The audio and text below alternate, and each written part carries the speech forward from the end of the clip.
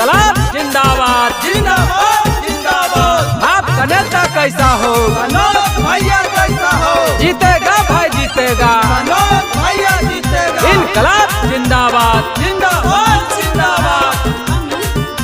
Nalanda recording studio Bihar Sharif.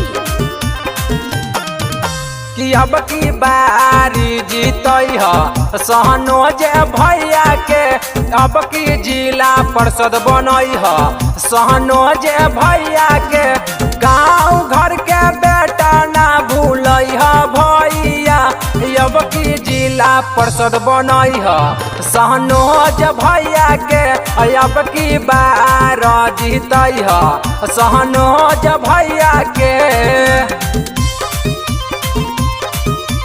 इनकलाब जिंदाबाद जिंदाबाद जिंदाबाद। आपका नेता कैसा हो, मनोज भैया कैसा हो, आपका नेता कैसा हो, मनोज भैया कैसा हो, जीतेगा भाई जीतेगा, मनोज भैया जीतेगा। इनकलाब जिंदाबाद जिंदाबाद जिंदाबाद।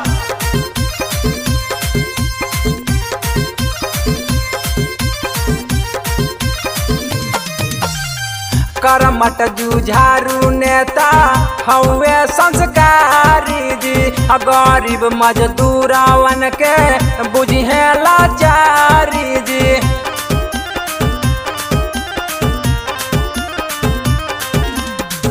युवा के नेता हवे उ संस्कारी जी, गाँव के विकास करिहे बुझे लाचारी जी। बरसालीगंज पश्चिमी के जगह है भगिया, अब की बारी हो जीतई ह सहनोज भैया के, अब की जिला परिषद बनई ह सहनोज भैया के।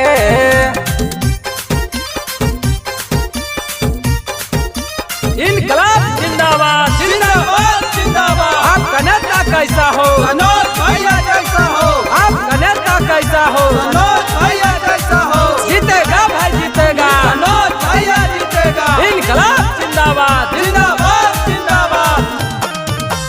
बरसालीगंज क्षेत्र हवे भाग संख्या 16 जी, बरनामा पंचायत घर मुर गिया चौका होला जी।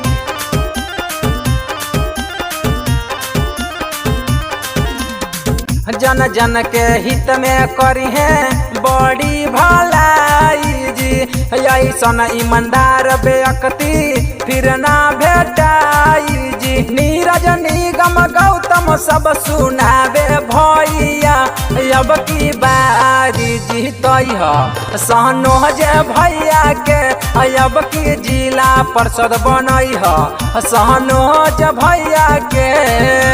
गाँव घर के बेटा ना भूलई ह भैया, अब की जिला परिषद बनई ह सहनोज भैया के, अब की बार जीतई ह सहनोज भैया के।